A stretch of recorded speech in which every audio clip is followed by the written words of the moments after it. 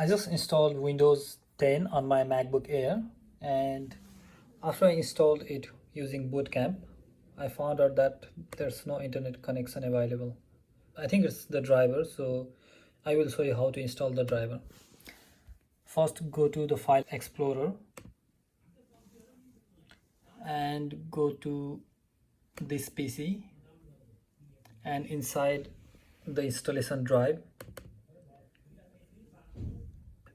usually there used to be a folder called BootCamp where you would find the files, but they have transferred that file into this folder.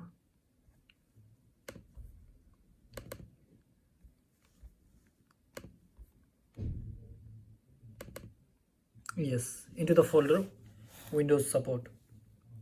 So inside Windows Support, go into BootCamp, and then inside drivers. So for the Wi-Fi drivers, go into Broadcom and then install these two files. Let's install that one first. Let's accept and then continue, accept, next, let it finish.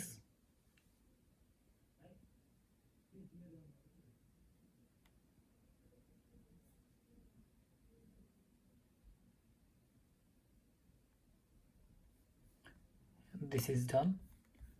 Let's see if it is working now. Yes, now it is working. So I can connect to this.